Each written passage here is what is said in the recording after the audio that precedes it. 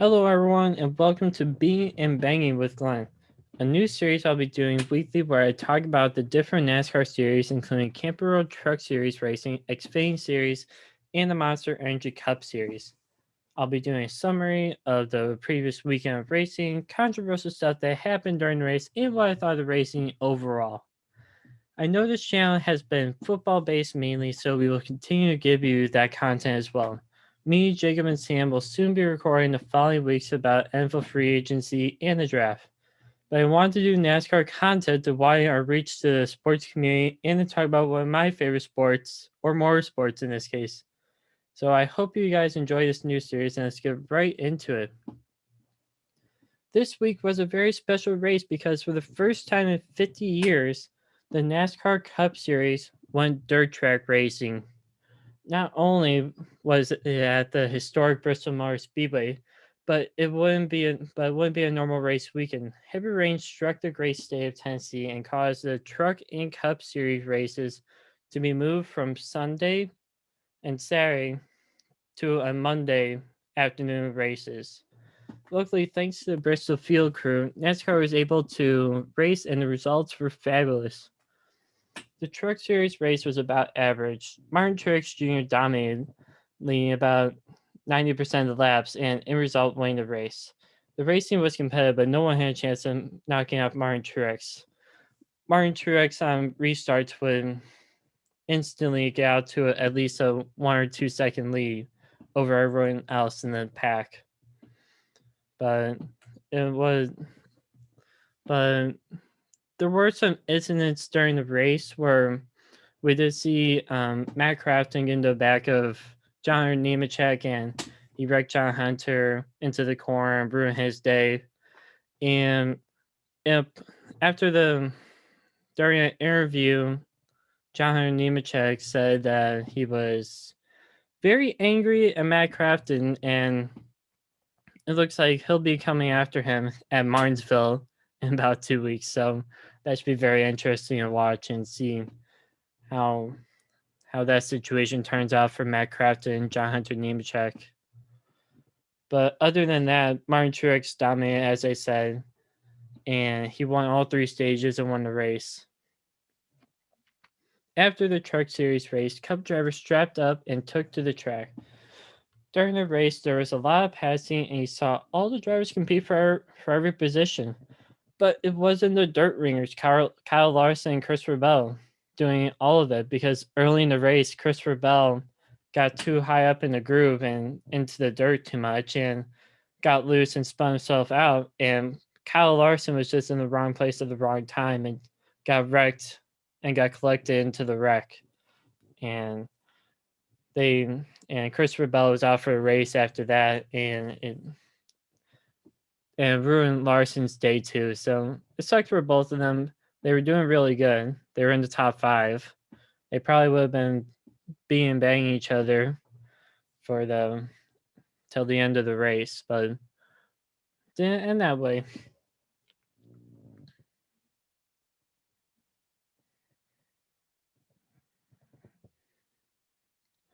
But instead, it was drivers like Martin Truex Jr., Daniel Suarez, who had no experience on dirt before. And he also said on the radio, like, I have no idea what I'm doing, which was very funny to us, the audience, because he was leading the race. I think he led about maybe like 20 to 30 laps at least.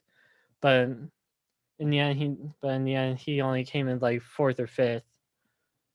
And there were other drivers up there too, like Denny Hamlin and Joey Logano compete for the win. But it was definitely not what it's definitely not what any of the analysts thought would happen or what any of the fans thought would happen. But we were right about the wrecking because early in the race, Eric Almirola wrecked, collecting about at least 4 or 5 other cars with him. I mean, his car turned into a human pinball. I mean, into a car pinball or whatever you guys call that. I'll call it a car pinball. And he took out, in that one wreck alone, he took out Corey LaJoy, uh, Corey LaJoy, somebody, and two other drivers I can't remember right now, but it was a really bad accident. The front radiator of Almirola's car came out and was on the track. So he nearly lost the front of his car, and he had to be towed back to the garage area and never finished the race. And there were other accidents, but they never like turned into that incident. Like William Byron got under Ryan Newman and spun out Newman, but Newman got down to the bottom of the track away from all the other cars on the straightaway. And there was some contact with Kevin Harvick and Chase Briscoe. Chase Briscoe almost went flying. I mean, his car only had two wheels on the racetrack, or two tires, not actually wheels. But it wasn't a pretty night. But it wasn't a pretty race for them either. But there were more incidents, but it wasn't like massive, or like there wasn't like massive damage. But during the race, you saw that all these drivers had vision issues. When you go into in-car camera, the driver, you saw their windshield, you couldn't see through it. It looked like it was all fogged up, and because of where the sun was and how it was coming down, it was blinding the drivers too, going into the corner, and you wouldn't be able to see. And you also had to worry about the dirt in the air, because on restarts it started turning into like a dust storm out there, and it was very cool to watch, but it was probably very scary for the drivers. And what NASCAR had to do was they went from a 2-row restarts, which they've been doing this for about at least like 10 years, to the old-fashioned 1-row restarts. So that way the cars wouldn't be next to each other, kind of run into each other, or knock each other off the or wreck each other. So those were probably the big issues from the race, from the racing aspect, but it but at least it wasn't. It was stuff that NASCAR could fix during the race, and they can work on later. Like the main issue, because of all the dirt coming up and making like a huge like dust storm in the center, was because NASCAR wasn't able to water down the track, and it caused all that dirt to come up and turn to dust, and vision, all that stuff was ruined. So they had to go to 1-row restarts, and they had to start putting down water in the middle of the stage breaks a lot more. But there were also other things disrupting the drivers as well, because Goodyear brought in a tire compound that would allow for the tire to wear. So drivers had to be more aware of the tire wear, and they had to be careful, or else they could easily wreck. A tire can go down, they can go right into a wall and ruin their car and ruin their day. So they had to keep an eye on that. You saw some drivers taking it easy in the beginning of the stage, and then they would start going hard at the very end, because they had to be careful of the tire wear and that they wouldn't wreck. But it was a good thing to do, because we never see tire wear being an issue at any of these tracks, unless you race at Atlanta, which has really bad tire wear. The tires always get destroyed there, and it's always a lot of slipping and sliding. But if you slip and slide at a dirt track, it's going to be a lot worse than slipping and sliding at Atlanta. and especially with all the cars being more closer together because Bristol is a half-mile track and Atlanta is a mile and a half track. So that might be a bigger issue, um, but made for great racing too. So so in the first stage, we saw other issues with the grill cover. There's a cover that goes over the grill that's supposed to protect the grill, but in this case, it was covering up the grill cover was covering up the grill with mud and dirt. And you saw in in the beginning in the first two laps, you saw Kyle Busch have to go into pit road because his entire grill was just covered in dirt. Some teams did figure that out during practice a few days before. Like you saw with the Hendrick cars, they didn't have grill coverings over them because they had that issue, but they never told anybody. And once the cars took once the cars took to the start of the race, you saw Hendrick not having an issue, and you realized that it was because they took out the grill covers.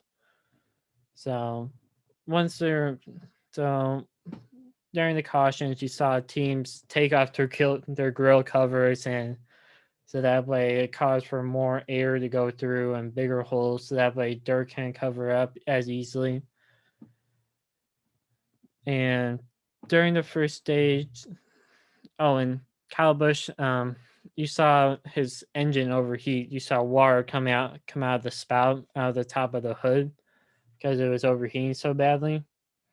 But he got back into the race, but his day was pretty much ruined by that. But during the first stage, you saw the Eric Almirola car painting, just bouncing off of like three other cars. But luckily, all the drivers were right, so it was it looked very dangerous. But luckily for the safety and how far NASCAR has come, all the drivers were right. Nobody flipped over or anything, but they were very hard collisions. And there was also the wreck with Christopher Bell. Like I told you, he was in the outside groove, two up in the outside, and he spun out and took out the other best dirt track driver in the series as well, and Kyle Larson. But in the first stage, Martin Truex dominated just like he dominated in the Truck Series race and won the first stage of the race. And then the second stage, it was a battle between Martin Truex Jr., Daniel Suarez, William Byron, Joey Logano for the stage win. But somehow Joey Logano pulled it off and won the stage. He was very aggressive at the beginning of the restarts, and that's what allowed him to get under Daniel Suarez, and then pass him up, and then get a good gap on him to win the second stage. So that was another stage win for Penske Racing. Brad Keselowski won a stage at Las Vegas a few weeks earlier. So I think it was Penske's second stage win in the season right now. But during the second stage, you saw, like I said, the track conditions started getting worse and started getting dicey, and caused multiple cautions for the dirt, and drivers couldn't see anything. And like I said, went to the single row restarts. You saw water put down the track during cautions and during stage breaks. And then we finally get into the final stage, and Joey Logano gets the lead early.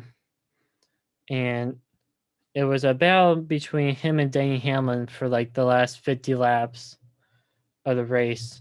Denny Hamlin had chances to pass up Logano, but he was trying to do it in a mannerly way.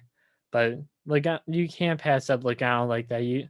He's gonna block you, and it's not like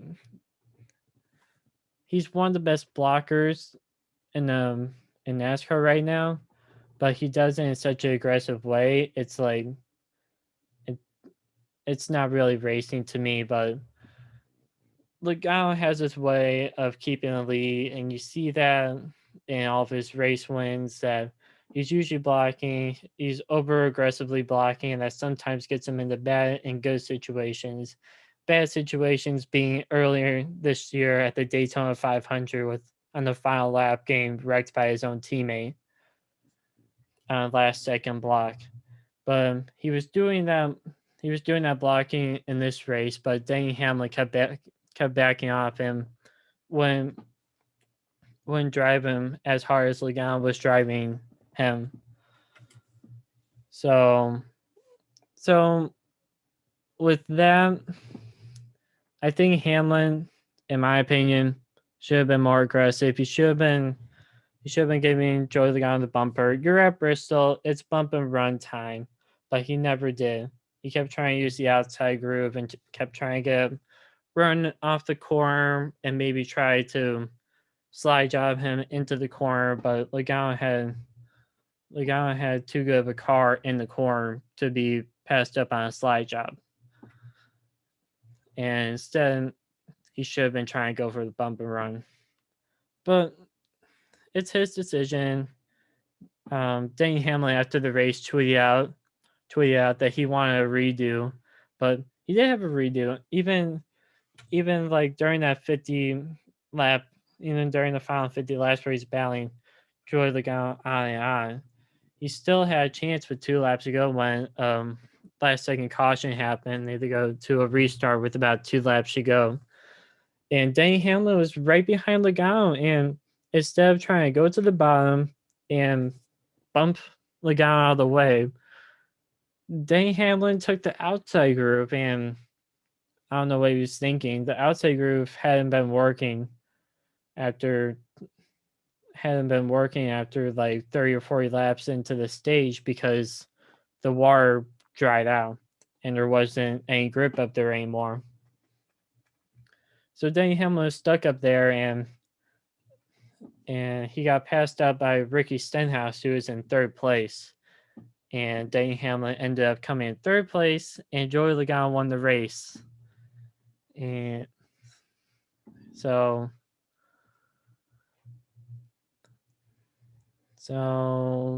with that, I want to give you the final finishing order for the race. Joey Logano finished in 1st place, Ricky Stenhouse 2nd place, Denny Hamlin 3rd place, which this is Denny Hamlin's 5th top 5 finish. I think it's either 5 or 6 top 5 finishes in the past 7 races. So he's doing good, but Denny Hamlin hasn't won a race this year, but it's good points. And he's been very competitive every race, so he will probably win one of these races when these times. Hopefully, it'd be really bad if he didn't, and I would make fun of him a lot. Other drivers in the top 10 finishing order were in 4th place Daniel Suarez in Trackhouse Racing, the new team that just joined finally got their first top 5 finish of the season. So it was really great for Daniel Suarez and his rookie crew chief. And Ryan Newman came in 5th place. Like, when I looked at the results, I didn't even notice that Ryan Newman was in the top 5 for most of the race. He had a fast car, but he didn't have a fast enough car to compete for the win. But he was solid. And when you get Newman on a short track with a fast car, he's amazing because he'll be aggressive and he'll also be aggressive blocking. I mean, the guy is like, the guy's like a brick wall when you're trying to pass him. He'll do anything to stop you from passing him, and it's fun to watch when it's not your driver trying to pass him. So other drivers in the top 10, 6th place William Byron, 7th place Tyler Reddick, And eighth place, Ryan Blaney. Ryan Blaney somehow finished eighth place, and I still don't understand that.